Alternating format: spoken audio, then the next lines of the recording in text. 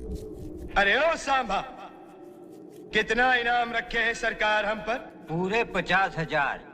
सुना?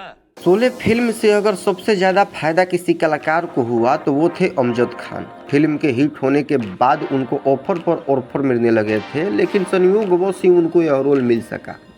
गब्बर के लिए उस वक्त के एक बड़े विलेन साइन किए गए थे। अमजद खान का नाम कहीं भी नहीं था। तो फिर कैसे पलटा पासा, पर्दे के पीछे की क्या है कहानी, तो चलिए जानते हैं इस वीडियो में। यहाँ से 50-50 कोस दूर गांव, जब बच्चा रात को रोता है तो माँ कहती है बेटे सो जा, सो जा नहीं तो गब्बर सिंह आ जाएगा। शोले फिल्म का गब्बर सिंह एक ऐसा रुबीला और मायावी किरदार जिसकी चर्चा कभी खत्म नहीं होती। उसका खौफ और प्रभाव रावण से जरा भी कम नहीं। गब्बर सिंह अब सिनेमा की दुनिया का मिथक बन चुका। होली कब है? कब है होली? कब? विज्ञापनों के स्लोगनों में शुमार रहा, किस्से कहानियां का हिस्सा बना। गब्बर सिंह सालों से खौफ और रोमांच का पर्याय है। दबंगई का प्रतीक। गब्बर मतलब निडर, बेखौफ और हट्टी। जैसे कि रावण भी हट्टी था, जिद्दी। रामलीला में सबसे अधिक रोमांच तभी आता है जब राम और रावण युद्ध होता है। उसी तरह शोले देखने के समय जिस किरदार का सबसे ज़्यादा सबको इंतजार रहता है वो है गब्बर सिंह। जब गब्बर ठाकुर की हाथापाई होती है तो पैसा वसूल हो जाता है। शोले का असली मजा इन दोनों की दुश्मनी और डायलॉग बाजी में है। जैसे रामलीला में रावण ललकारता है, उसी तरह गब्बर भी दहाड़ता है।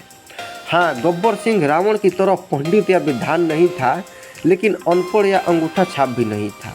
उसे पढ़ना आता था। रामगढ़ से चेतावनी भरी चिट्ठी को वो पढ़ता है जिसमें लिखा था, तुम एक मारोगे तो हम 4 मारेंगे।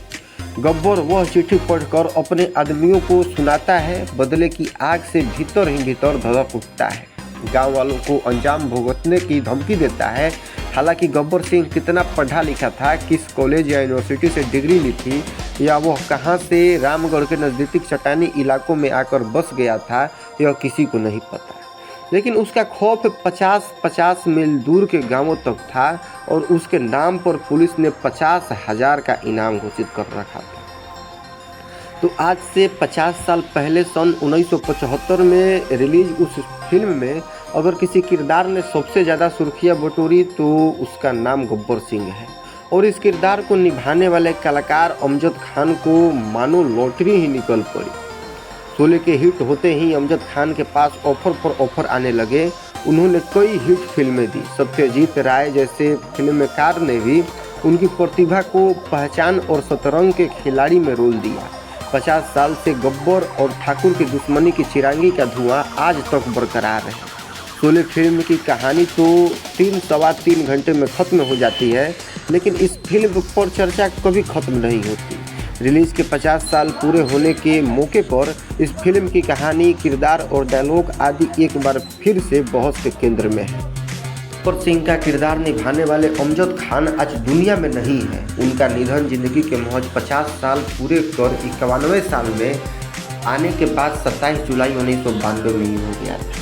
लेकिन उनका निभाया यह रोल, उनका हर डायलॉग आज मिथक बन चुका है। गब्बर सिंह के डायलॉग बाजार में प्रोडक्ट की तरह बिके। कैसेट के ज़माने से लेकर डिजिटल युग तक वह बुलंद आवाज़ सुनी गई।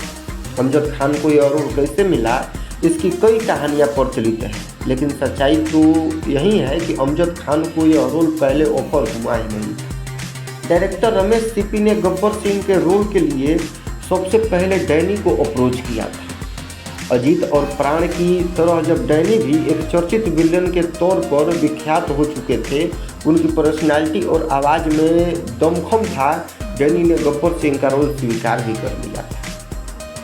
यह सन 1973 के शुरुआती महीने की बात है। उस वक्त फिरोज खान भी एक महत्वाकांक्षी फिल्म बना रहे थे जिसका नाम था धर्मात्मा।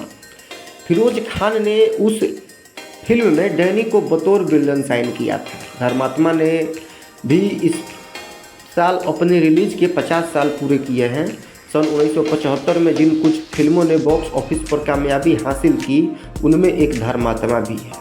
इस फिल्म की शूटिंग अफगानिस्तान में होनी थी। अफगानिस्तान सरकार ने फिरोज खान को शूटिंग के लिए एक निश्चित अवधि कराई थी। उसी पीरियड में फिरोज खान को अपनी पूरी टीम के साथ अफगानिस्तान जाना था।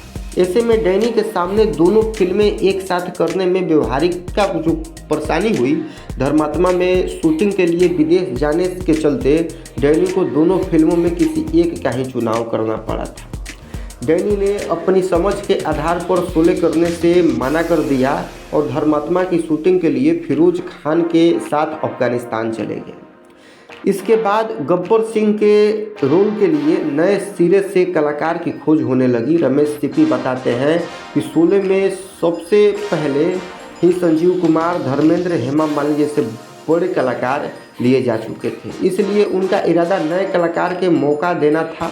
अमिताभ बच्चन को भी शत्रुघ्न सिन्हा के बदले तब नए कलाकार के तौर पर ही लिया गया था।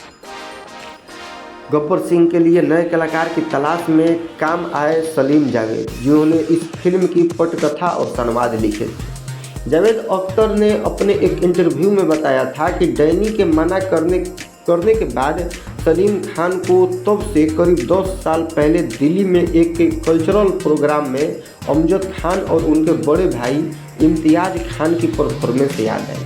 सन 1963 की बात है। अमजद और इम्तियाज़ ने ये मेरे वतन के लोगों नाम से दिल्ली में एक प्रोग्राम में हिस्सा लिया था और मंच पर अभिनय किया था। सलीम और जावेद दोनों वहाँ मौजूद थे और उनके प्रदर्शन से काफ़ी प्रभावित हुए थे। उन्हें मालूम था कि दोनों अपने समय के प्रसिद्ध कलाकार जयंत के बेटे थे। जयंत भी कई फिल्मों में डाकू का रोल निभा चुके थे।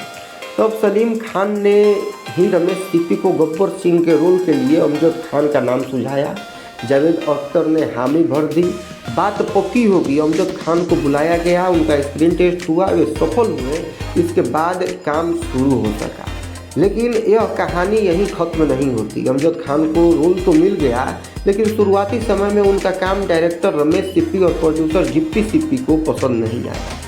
तब अमजद खान के पिता जयंत काम आए। उन्होंने बेटे को कुछ टिप्स दी जिसे उन्होंने अपनाया। इसमें सबसे अहम तो ये था कि अमजद खान ने फिल्मों में डाकू की परंपरागत छवि बदलने की ठानी, संवाद का अंदाज बदला। नतीजा ये हुआ कि फिल्म रिलीज होने के बाद गब्बर सिंह की गूंज चारों तरफ फैल गई और इसी के साथ अमजद खान के करियर की लॉटरी निकल पड़ी। अमजद ने फिल्मों में विलन की स्टाइल बदल दी।